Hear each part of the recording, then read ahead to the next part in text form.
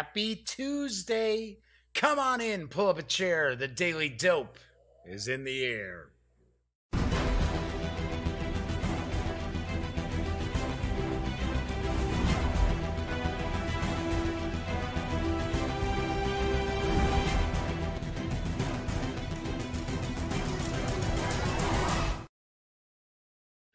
Howdy, howdy, howdy, gang. Yes, I'm Jeff McAleer, once again back as your host here at The Daily Dope, presented by TheGamingGang.com, of which I happen to be the Grand Poobah.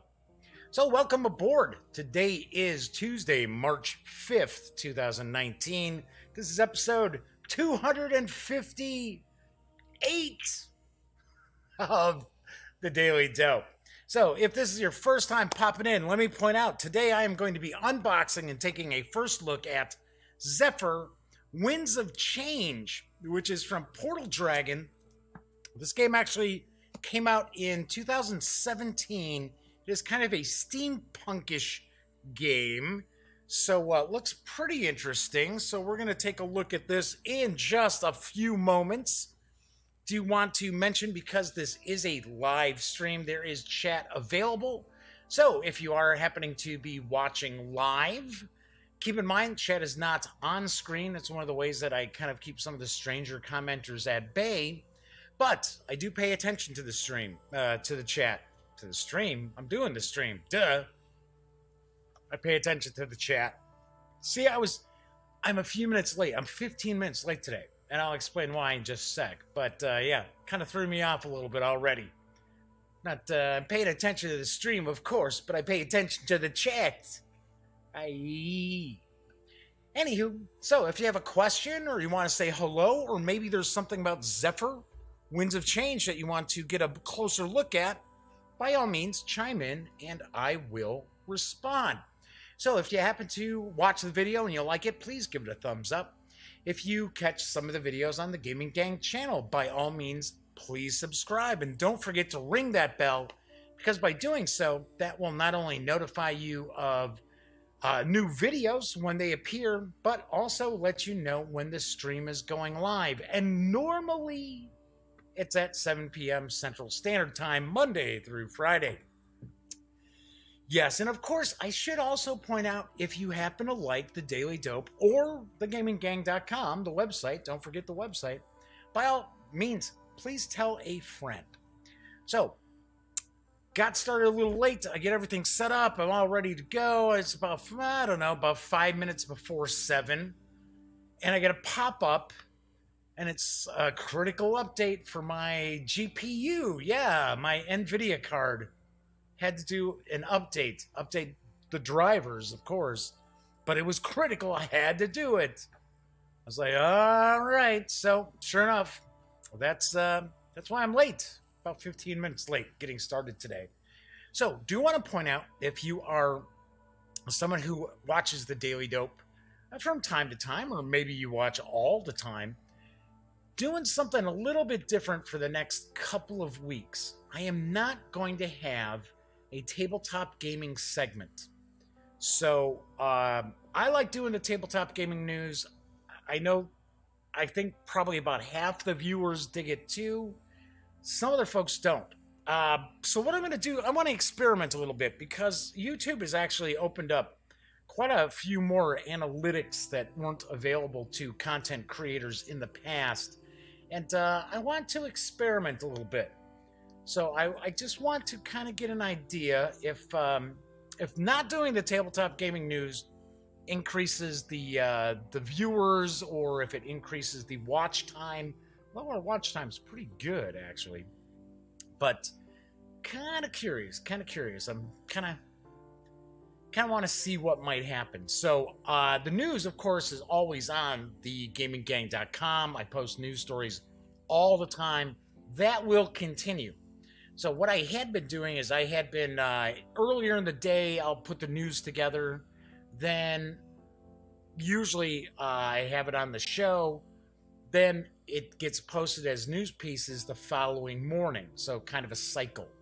So what I'm going to actually do is, I'm just going to do my news in the morning on the website, and then, of course, do the show. So, of course, by not having the news, that also means that this is going to be a shorter show than usual. I'm not sure how long, especially depending on if we have people popping up in chat and talking and asking questions, things like that. So we'll see. Still gonna be super casual, super kind of relaxed. See what's cooking. So one thing I did want to point out is I saw the new trailer for the final season of Game of Thrones, and I'm like, yes. We're about a month away, a little more than a month away. Hey, Ghost World's popping in. Hey, Ghost. It's only for 2 weeks. I'm gonna give it a couple of weeks, Ghost. I want to see if it improves the watch time for the videos, or yeah, just I've got some new analytics that were opened up to me to play around with, and well, I'm just kind of curious. So, and because definitely I dig the news too. I like talking about the gaming news as well. But I guess, you know, there are some people who just really, really dislike that. So I don't know. We'll see. Like I said, I'm just experimenting for just a couple of weeks. So we'll see what happens. Anyway, so yeah, so the new Game of Thrones trailer came out, and I'm pumped. I am pumped. Although it's kind of funny because in a little more than a month, I guess George R.R. Martin's going to find out how Game of Thrones ends. Yeah, I don't know. I honestly don't know if we'll ever actually see that the series of novels completed. I don't know. I don't know if I see that or not. Which is too bad. Robert Jordan passed away before he could finish up his Wheel of Time. And Brandon Sanderson was actually able to complete the final book. But I'm sure it was a little bit different than what Robert Jordan would have done. And it's funny because I started reading that series, and I think I got 3 books into it. And those were solidly large books. They were like, 800 pages each. And I was like, it was supposed to be a trilogy, just like Game of Thrones was supposed to only be a trilogy too. Or I should say, A Song of Ice and Fire. But I got to the end of the 3rd book in Wheel of Time, and this is back when they were coming out, right? I wasn't like late to the show on this. I was right on board, just like Game of Thrones. I picked up a Game of Thrones in hardcover when it first came out.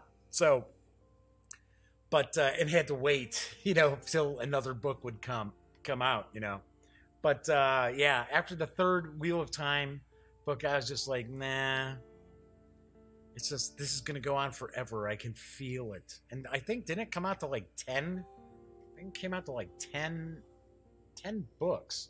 And then I think Robert Jordan pissed a lot of readers off because he was just about to get to the end, to the final book, and then he wrote a prequel and released that, and then unfortunately passed away before the final book could come out. Supposed to be a trilogy, then Money and Profit convinced him otherwise. Yes, actually, so this is what happened with George R.R. Martin. And I'm not picking on George R.R. Martin at all. It's, hey, writers don't make a lot of money. Okay, and before A Song of Ice and Fire, George R.R. Martin was probably best known for being the editor of the Wild Cards series of books, which, big fan. Although I haven't read the newer ones. But, because the series kind of tailed off, at book 8. But he saw the success, all the dough that Robert Jordan was pulling in with his Wheel of Time. And of course, Game of Thrones was selling well. Song of Fire and Ice, or Ice and Fire. I always want to say Fire and Ice. Song of Ice and Fire was doing well too. Not as well as the Wheel of Time. But he thought, hey, you know what? I can stretch this out for a few more books. So, yeah, there we have it. All right, so as I mentioned, today I am going to be taking a look at Zephyr, Winds of Change. I'm going to do that in just a second. Ghost World knows what time it is. It is time for Lil Wizbub. That's right, Lil Wizbub. I point out all the time that basically the Gaming Gang as well as the Daily Dope are completely not for profit. So if you happen to like the website, if you like the series, the stream, please consider donating to Lil Bub's big fund at the American Society for the Prevention of Cruelty to Animals. Yes, this fund provides grant monies to organizations that care for special needs pets. So they might be a little bit older, they may have mobility issues, they might be blind, they might be deaf, they may have certain diseases or things like that that need to be taken care of with medication. But, you know, they're still okay, you know, it's not like contagious or anything like that. So, if you do dig either the website or the show or both, please consider making a donation to Lil Bub's big fund. And who better than to have Lil Bub herself mention what it's all about.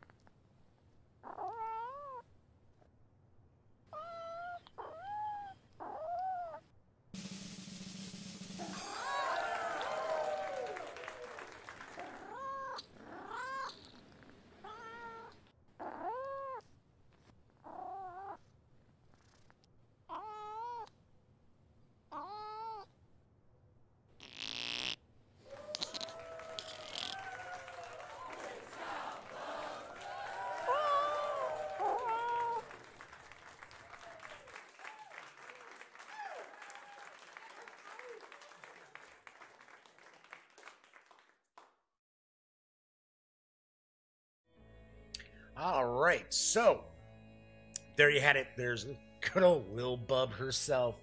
And if you want to learn more about Lil Bub, by all means, please go visit lilbub.com, LILBUB.com. All right, so, and I should point out, if you do make a small donation to Lil Bub's big fund, shoot me an email. Just let me know. You don't have to send me proof and stuff like that. Just shoot me an email. My email address is right there in the bottom corner of the screen, and I will give you a shout out on the following show. All right, so we are going to be taking a look at the a game that from a company I am not familiar with. It is Zephyr Winds of Change. It's from Portal Dragon. It's designed by Aaron Cluck and John Meitling. I'm taking a guess on the pronunciations. Hey, how come we're getting this stuff popping up? Damn it. That was cleared out. I'm telling you. There we go. Boy, oh boy, oh boy. Good old video card driver update threw me off a little bit. I thought everything was set up right. Anyway, so Zephyr Winds of Change is designed by Aaron Cluck and John Meitling. Like I said, I'm taking a guess with that. With artwork provided by John Meitling. The game is for 1 to 4 players, ages 13 and up, plays in around 20 minutes per player. The game, as I mentioned earlier, originally came out in 2017, and it does carry an MSRP of $60 for this special edition. This is the Founders Edition. So let's move on over to the other camera. So this is Zephyr Winds of Change. So this is a steampunk-ish game, as far as I understand. I believe it's a cooperative game as well, that the players are all kind of like ship captains, and you're all fighting, I guess, you know, kind of an oppressive government or something like that. Actually, I gotta be honest, this artwork is terrible. On the cover, this is just awful, because some of the artwork here, now I'm going to take kind of a closer look. Some of the artwork like this up here, that looks like that really crappy sort of 3D generated art where I get people all the time asking me to share the news for their Kickstarter, and I go take a peek at this Kickstarter, and all the artwork is that crappy 3D generated art, and I'm like, nope, sorry, right there, nope, nope, nope, nope. So that's that. Then this looks like that too, not to the same extent. And then these are actually, this is art. It's sort of like, okay, what's going on here? It's like, huh? So yes, I gotta say, and no offense to the folks over at Portal Dragon, that artwork is awful. The cover is just, it doesn't incent you to be like, wow, I gotta, I want to check out this game. But let me get the shrink off here, and then we're gonna take a look at what we got as far as our flavor text on the back and everything. But this box has a lot of heft to it. Okay, see, so this is what I would guess, right? So looking into the art here, right? The art on the cover there. Yeah, the faces are what really kind of kills it. And then looking back here, right? We're looking at the back of the box. I am taking a stab now. I am about 95% sure that this was a kickstarted game. So I'm also going to take a wild stab that one of the depends on how large of a pledge you make. So sometimes some games will have, if you make a certain pledge, your image, your likeness will be included in the game. I sort of have a feeling that might be the case. That's why we've got the art with, like, this person here does not look like, that does not look like an adventurer, right? And I'm not trying to body shame this character on the back of the box, but once again, it's like, looking here, it's like, wow, yes, that is a rebel for sure. So I know I'm kind of harping on the artwork, but some of these companies don't realize that if your artwork does not kind of like sparkle, people are like, that strikes me as cheap. So no doubt the rest of the game is probably crap too. Now I'm not saying that that's the case. I'm not saying that's true. I'm just saying, but people do have that kind of mentality that when they see a game where the artwork just seems off like that, they're kind of like, they're not necessarily chomping at the bit to try the game out. So it says, Zephyr, Winds of Change. Thieves, pirates, and vicious villains dominate the skies, casting an oppressive shadow over the few who still cling to the last remaining thread of morality. That wouldn't be me. No, I'd be one of those pirates. In this brutal world, generation after generation have preserved their lives at the cost of their humanity. Those who can't create take what they need and leave destruction in their wake. Those who stand against the current those who stand against the current just may alter its path and with luck improve the fortunes of us all. Through the haze of malevolence that has shrouded a humankind, a slim ray of hope flickers. All right, this is way too flowery. This is way too flowery. They should have shrunk this down here. Zephyr is this beacon, and we remain ever vigilant, protecting what is left of our world. We have recruited noblemen, smugglers, and mercenaries, each with their own motivations. Some look for prestige, while others only care for the rewards. However, together, each victory will change the fate of our world. Zephyr Winds of Change is a cooperative modular tabletop adventure for 1 to 4 players. As an airship captain, you will choose a mission, outfit your ship, and defend the last shred of civilization against the ever-growing evils of a fallen world. Soar above the clouds in an array of vessels, hire wild and invaluable crew members, and wield a battery of unmatched firepower. Join us a vessel in... What? Join us a vessel in Zephyr awaits its captain. Should have been a period there. Join us. So Led comes in, reading is fundamental. Yeah, okay, well, so is writing coherent sentences. Wise guy, Weisenheimer. I'll boot you from this chat. No, just kidding. Okay, let's get this open. Anyway, good to see you, Led. Okay, let me grab a sip here. Yeah, for one, that description on the back was very flowery.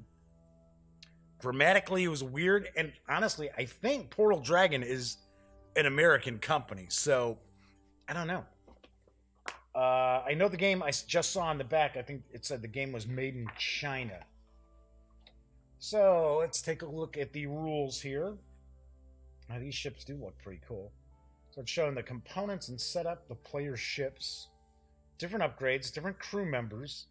Now, if I remember correctly, you get the actual crew card has kind of a transparency to it, so you can kind of change the characters. I don't know if it's maybe it's the factions, these cards here, or maybe it's possible that it's you're changing the skills of the crew members. So you got missions, we got adventure cards, we got enemies, miscellaneous supplies. Game goal and selecting mission. When beginning a game of Zephyr Winds of Change, you must first select a mission. Each mission varies in length and difficulty. Based on your relationship with fellow players, select a mission that best fits your group. Missions define the goals that players will cooperatively attempt to accomplish in order to achieve victory. In addition, mission cards state the starting supplies that each player receives, as well as keeping track of the overall mission progress through a series of regions. So, there you go. Selecting your ship, so you're going to have a ship mat. I'm going to take a stab in the dark that they'll be kind of similar in styles. We got a ship standee, ship ability. Each ship has a valuable ability. It says F, which is okay. F. So maybe it goes. I was thinking, oh, maybe it's this because D. But I guess. Oh, that's this. Crew stations down here. Looks like there's only a crew of 2. Huh. Okay. Upgrading your ship. Purchasing, installing, hull upgrades, system types, attacks, maneuvers, and tech. Then playing actions. I'm kind of interested to see what this will turn out to be as far as solitaire, because it does say it's for 1 to 4 players. So, hey, taking a peek tonight, we have absolutely 0 drop frames. So, hopefully everything's nice and clear for those of you who are out there watching tonight, and not doing a lot of buffering or anything like that. Okay, so we got crew members. So it says crew cost 20 scrap. I pay in scrap. So crew depth, crew factions. Okay.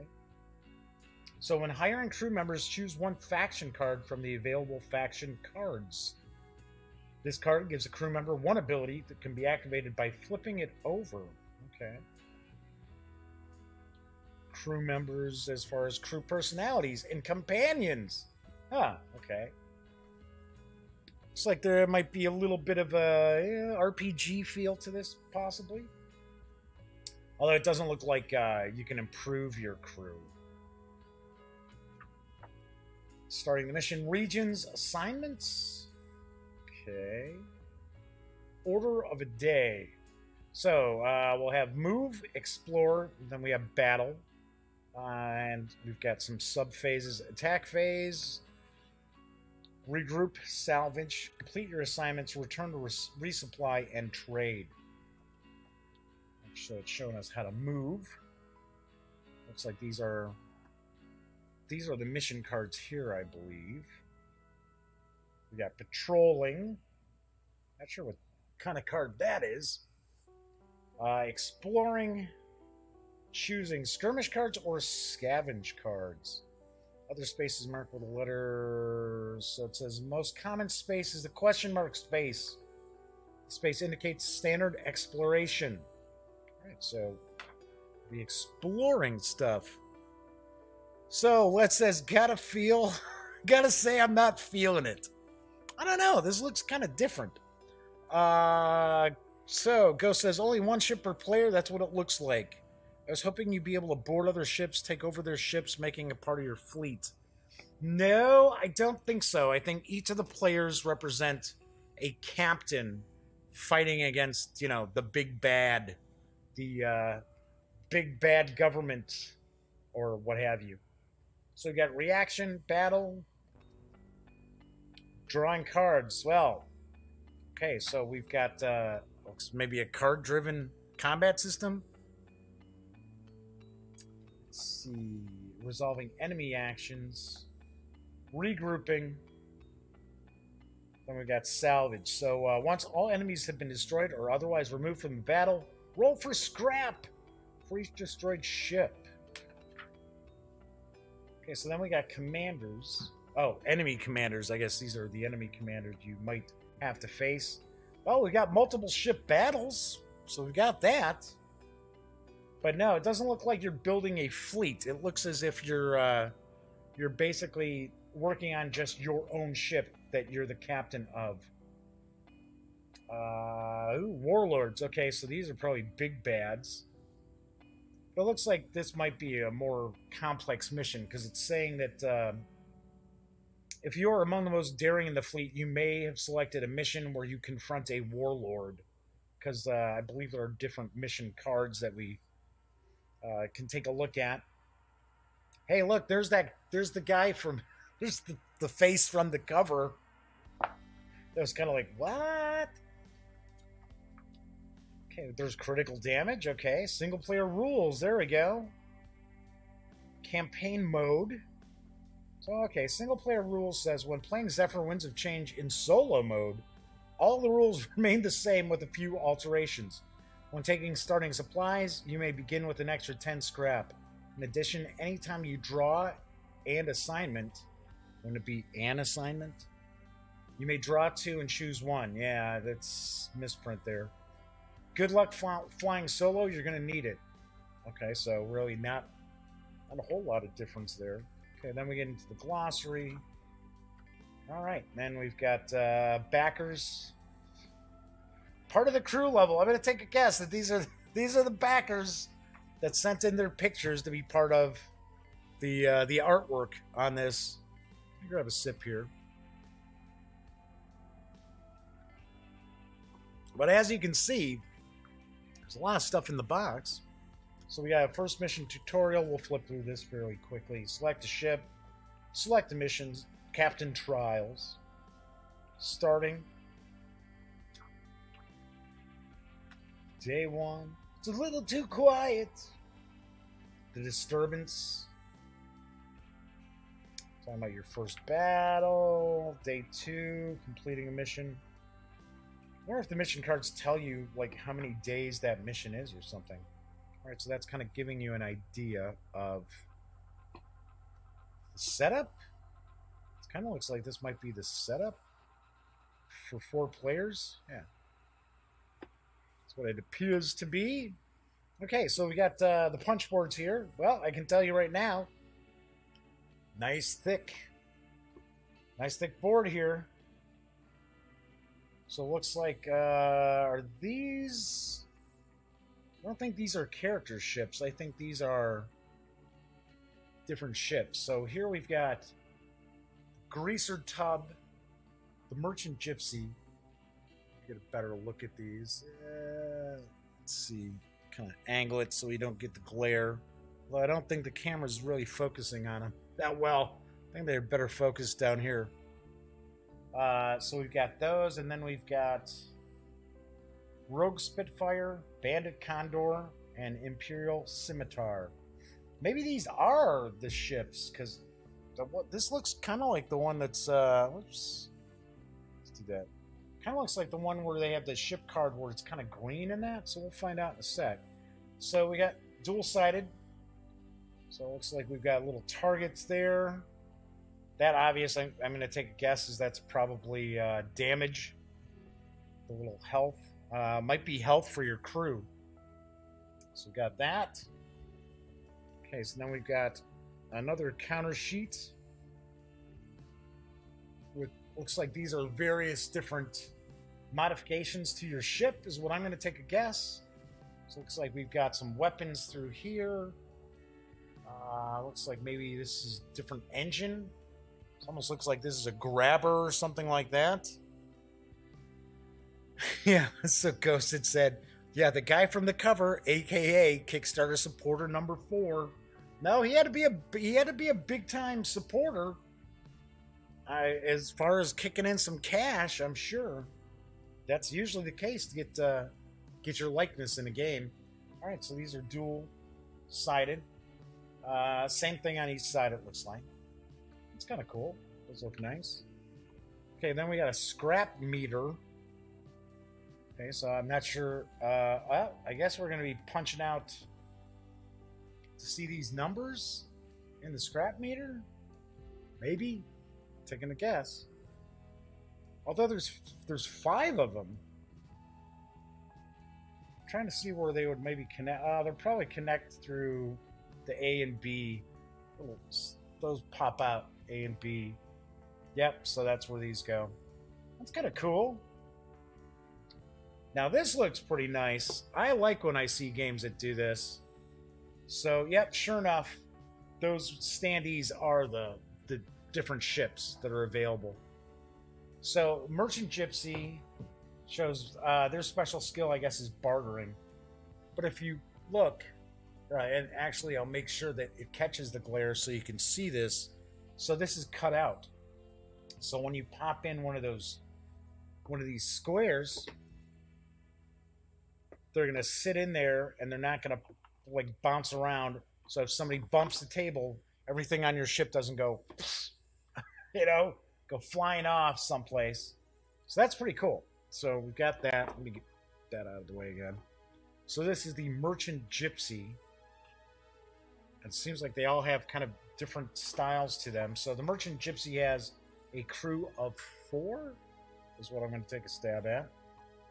The Rogue Spitfire only has a crew of 2. The Imperial Scimitar looks like they've got a crew of 4, so that's kind of cool. Doesn't look like you can put as much like components, interior components into this. But it looks like you can load it up with, I think maybe this is probably armor or something like that. Oh, actually right there. Looks like those are like shields, so that's probably armor. That's probably damage, is my guess. Okay, then we got the Greaser Tub. Okay. It's the fastest hunk of junk in the galaxy. What are you talking about? So their special ability here is repair. There's the Bandit Condor. So we've got that. This one has a crew of 3. So the Greaser Tub had a crew of 3 as well. Okay.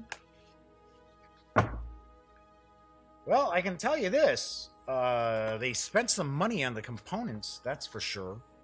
So I have to admit, the components are not cheap and chintzy. The art on the cover is goofy and, not exactly enticing, but from what I'm seeing here, this is pretty nice. I love these boards. We saw this with Scorpius Freighter when I did the review for AEG's Scorpius Freighter. That wasn't a thing that I enjoy. What's the other one? Archmage. There's another one that uses the kind of cut out so that everything stays in place, doesn't go bouncing around. All right, so we got a couple of decks of cards here. We got another deck of cards here. Oh, look at that. And another deck of cards. Now here's the crew. These are the crew cards. And then, pretty cool 6-sided dice. They didn't just throw in regular old red, white, or black dice. So, Go says, I was thinking those were going to be small, little, normal-sized cards. These are all regular playing card size.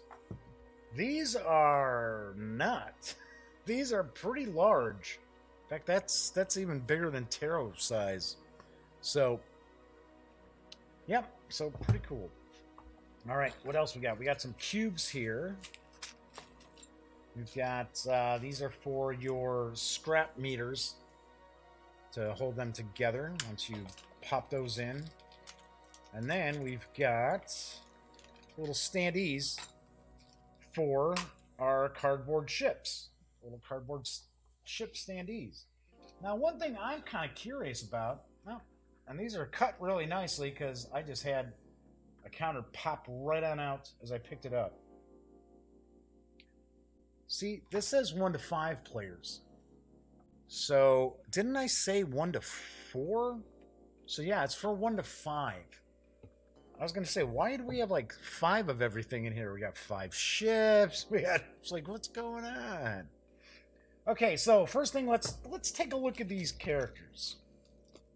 So there are supposed to be 40 character cards. So what I'm kind of curious about is... Okay, so I'm taking a stab that some of these folks are the ones who paid to have artwork. There's one of the companions. So of course, Mystic Vale is a game that utilizes transparencies. There's a few different games that utilize transparencies. What is the...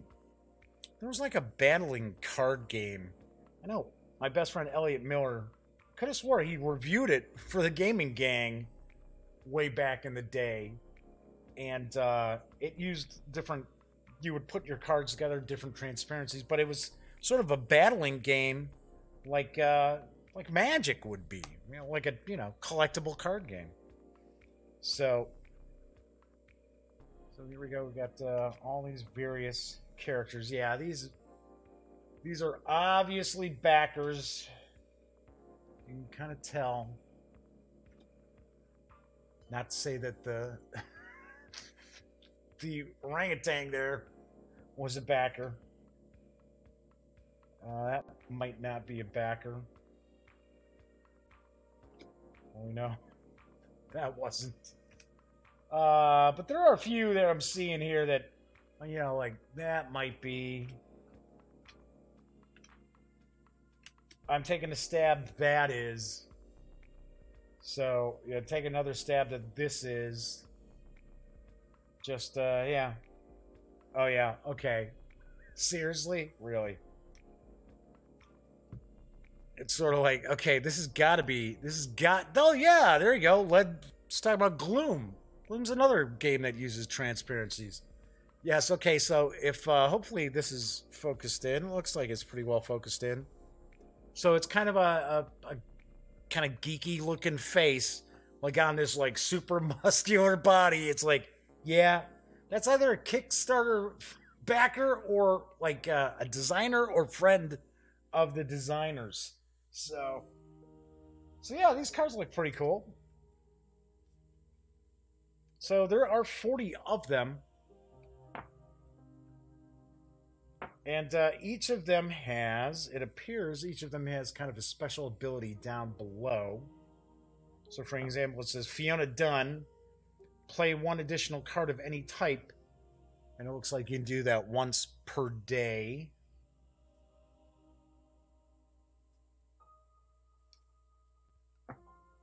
Change a single reaction requirement amount to 1. We got some oddball names on here, though. Restore 2 hull on any ship once per trip. So, yeah, everybody's got their own special abilities. So, the question I have, then, is... No, these are just plastic bags for you to be able to put the counters and stuff in. I was kind of curious if we would have any sort of sleeves for you to slip those into and then toss the background or whatever. But yeah, if not, I guess that's okay. So Gloom is fun. I need to buy another set of that and the expansions. I gotta be honest, I have never played Gloom. Elliot Miller, when he was part of the gaming gang, and I lived in Arizona, and he was still back in this Chicagoland area, right? Which he still lives in. Not that he's moved. He had Gloom, and he reviewed it. So these look like. Let's see. What are these red cards here? Let's go back to the rule book here. Let's see what it says. These are skirmish cards. Drawn in, incident, costly proposition. A little too quiet. It's a little too quiet. Early grave. So okay, so these are almost kind of like little challenge cards for when you're in combat. So that's what these are. There are 51 skirmish cards. Let's see what these are. Scavenge cards. So this is I believe you get these after you complete a battle successfully if you defeat your opponents. Let's see what we got here. Recruiter. Some eager new recruits are excited to take to the skies. Profitable distraction. Red Death. Not a cloud. That's no moon. That's no cloud. Best laid plans. Oh, maybe, yeah, I guess not. Maybe not. Postman. Recruiter. So it looks like maybe I was wrong. Maybe this is not what you play after you finish a battle. Although there are a few things that are saying, okay, well, you get this, you get that. So it's like this says gain 5 scrap out of this. Upgrade Wade. Oh, Augustus Wade. Okay, so that's what these are. Okay, then we've got. Let's see, what are these cards? I don't even see the cards on here. Maybe it's a few different decks. Maybe that's what's going to happen here. Come on. Nope. This looks like this is a combat deck. That would be the impression I get from the bullet with wings on it. Yeah, okay, so Ferocious Fury, Holy Hall, so it's reduced total damage you receive this phase by 1. Ruthless Rage. Now they've got different symbols up here. So that was red. Now this one is kind of a brownish background. These look like these are guns.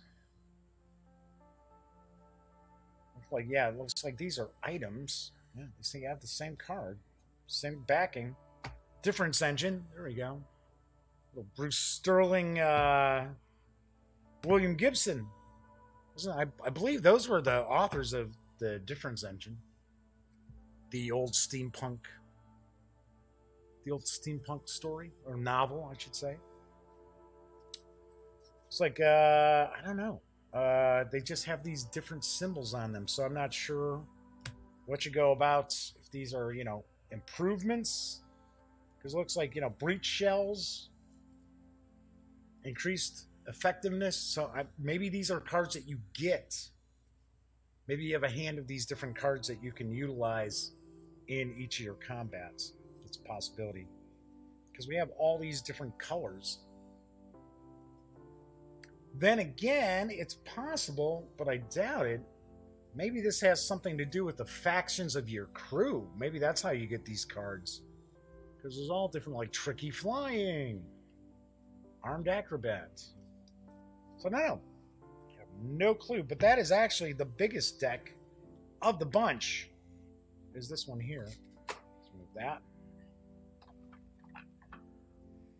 Then I think these are different decks.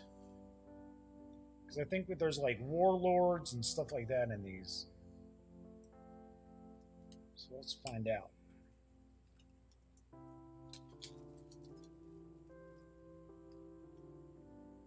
Oh, you know what?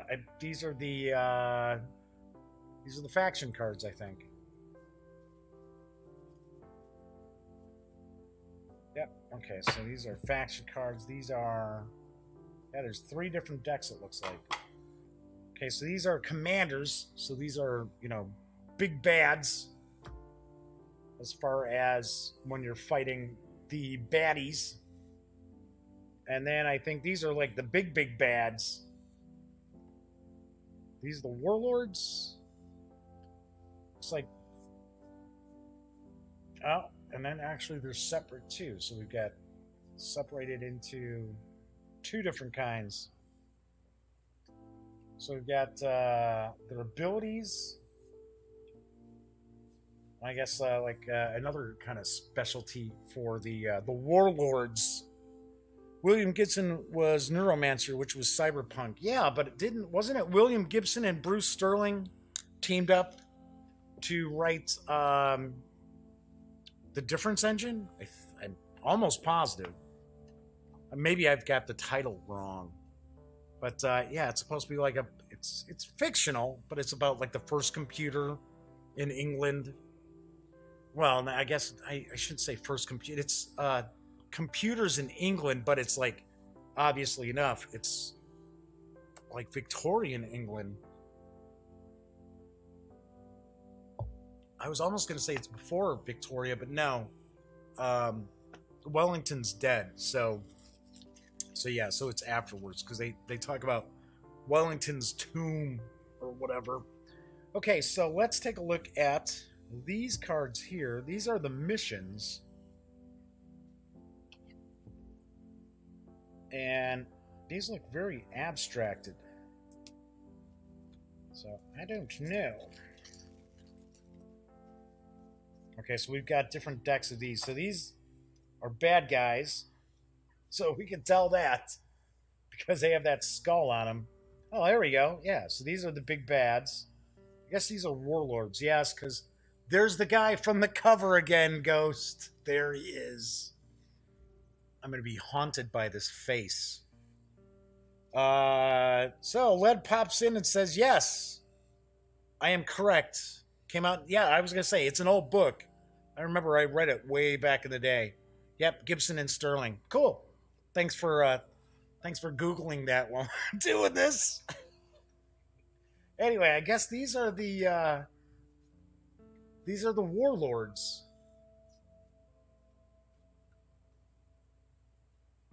Some of the art is cool, and some of the art is sort of, yeah, like, okay. I don't know. I'm not scared. You guys scared? Sort of like, they'd be like me sitting there like, oh, okay, I'm the warlord. Look out. But it is kind of interesting. So, looks like these are their hit points. You mark off their hit points, I guess. Let's see what else we got. So we got a blue deck. Okay, so there we got, everybody's got a player aid. Nice big player aid. Well, wait a second. There's only 4. It's for 5 players. There's only 4 of these. Okay, so that's weird. Did I miss one somewhere? I don't think so. Okay, so we got that. Oh, are these missions? Yeah, it looks like these are the missions, I think, or like the campaigns or whatever. So like Perilous Waters says 30 minutes per player is how long this should take. And then Plain and Simple says 20 minutes per player. Belly of the Beast says unlimited, so that must be some kind of ongoing thing. So Eternal War. Yeah, that's, I gotta admit, this is unusual. This is different. This does not look like the same old stuff. Gotta point that out. Look out. I'll fund your Kickstarters if you cross me. That's right. And then you'll have to put me in all of them. Okay, what else we got here? Let's see, these cards. So we got quite a few of these. Oh, these are the enemy ships. These are cool. See, like, I like this art. I think this art is pretty cool. Kind of cool design style on these. A little bit different. One game I always liked was Crimson Skies. I always dug the background of Crimson Skies. When it first came out and it was a miniatures game, it was really unique and it was really cool. And then, what the hell's that?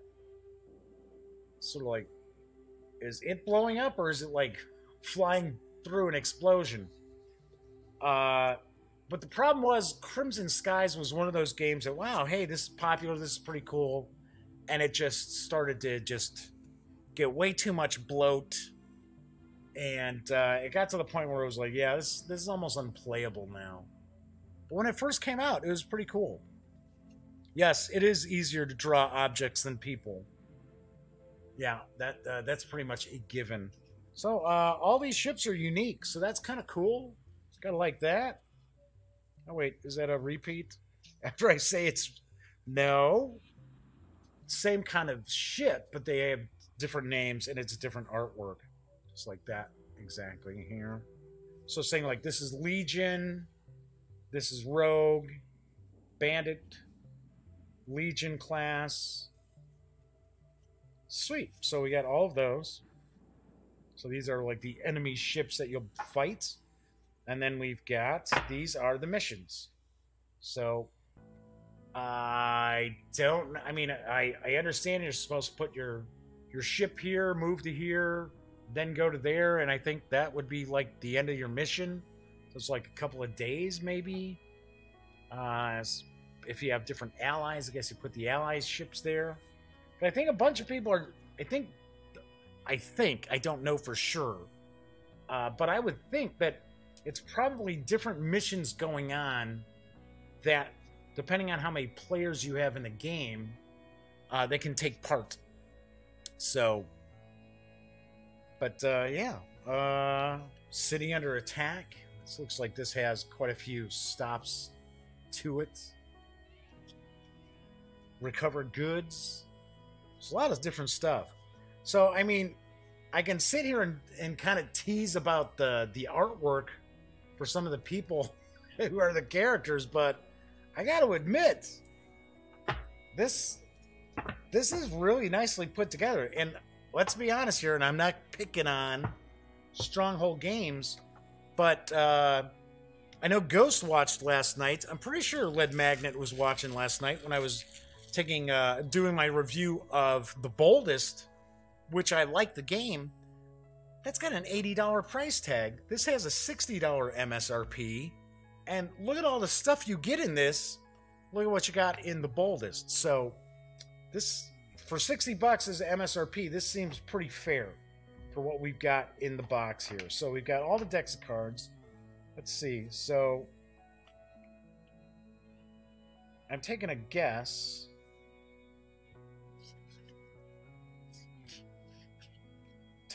You're supposed to do something like this with the characters, with the crew members. So we have merchants. So because we've got a light colored and then we've got a dark colored. So I'm taking a guess that when you use their special ability, you flip this card over behind them. So that's what I would take a guess at. So let's see what else. So we got some merchants. We've got rogues. That kind of gives it a bit of a landscape background to it. So we've got ex-Imperials, it looks like. So yeah, sweet. I am gonna definitely dig into this. I want to check out how you play Solitaire too. So that way, I can learn how to play it and then get the rest of the gang in on a few games so I can get this reviewed. So, of course, obviously enough, it'll take probably a couple of weeks for me to get a review done for Zephyr Winds of Change. So we've got all the different decks of cards. We've got the crew cards with the transparency. We've got the extra large cards with the different warlords and different looks like these are campaigns, different enemy ships that you're going to take on. So, and then the missions and that, and then of course 4 player aids. Like I said, that's kind of weird. Let's double check that they're not stuck together. Nope, there are 4, not 5. So we've got these. Slip those on in there. Then we've got like the abilities for the villains. So we've got that. I think these are commanders, so they're not as important as warlords. And then these are the special abilities. I have a feeling, I kind of think that you can. I think when you play a game that features like a warlord, it's like a longer game and it's probably a tougher game. So I'm going to take a guess that you may not necessarily always face off against a warlord. Once again, I'm just winging it. I have no idea. We both,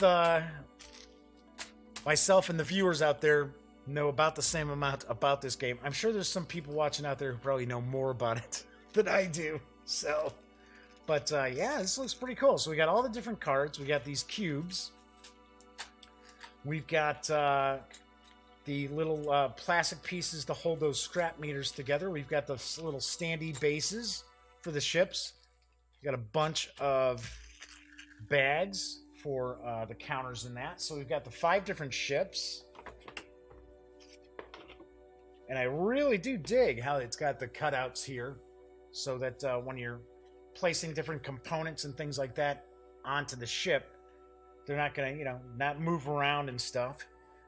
Just like last night, I set up the boldest ahead of time, and sure enough, I went upstairs and Smokey walked across here, and just all the cards were all over the place.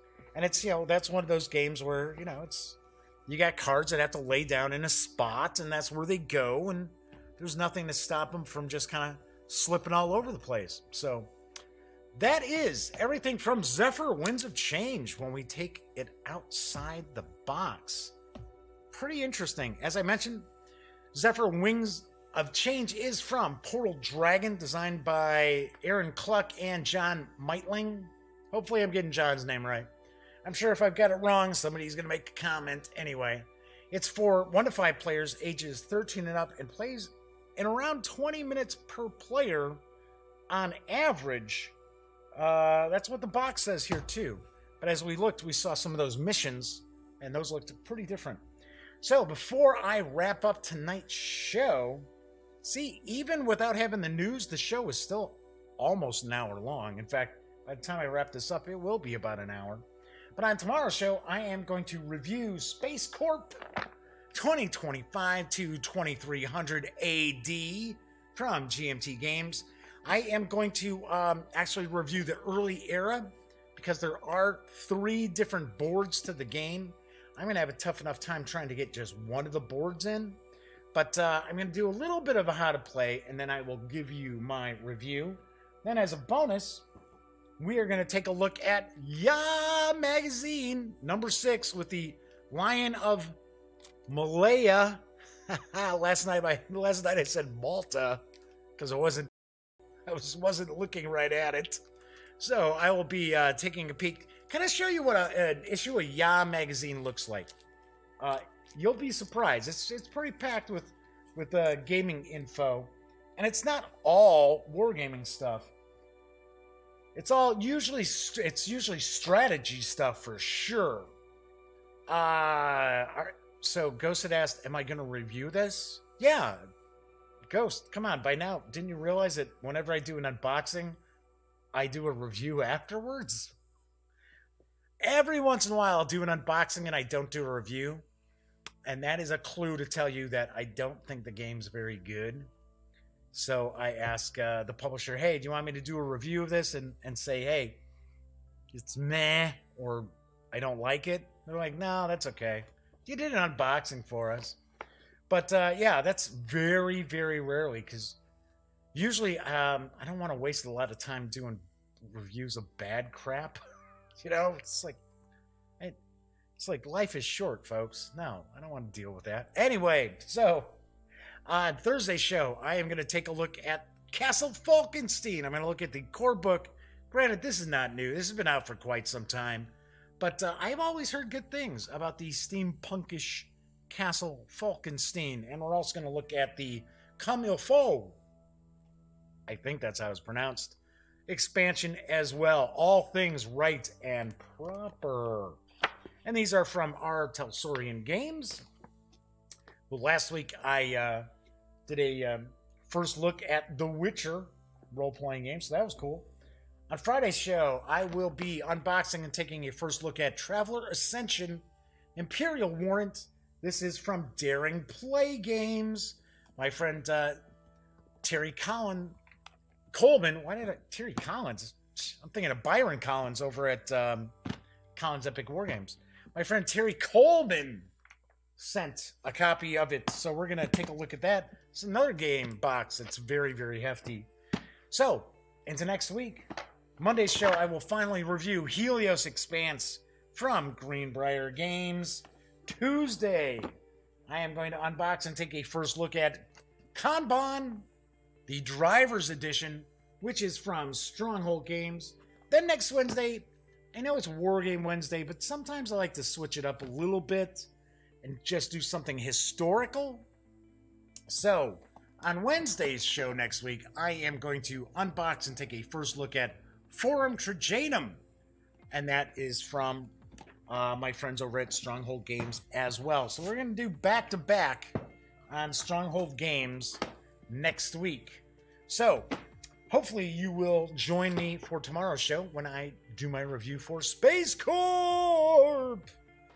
Anytime something's got space in the name, I just want to go space, blah, whatever. All right, so that is it for today's show.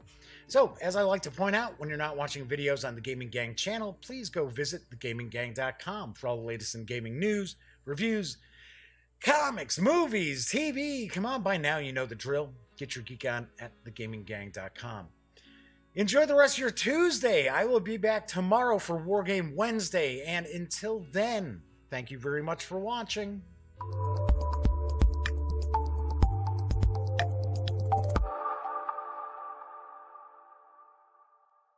Thanks again for watching The Daily Dope, presented by The Gaming Gang. If you like this episode, be sure to give it a quick thumbs up. And if you dig the channel, please subscribe. If you'd like to check out our previous episode, click right here. And if you want to check out a somewhat randomly selected episode, give a click right down here. It'll be like opening a box of Cracker Jacks. You just don't know what you'll get. Once again, thanks for watching, and I'm Jeff McAleer.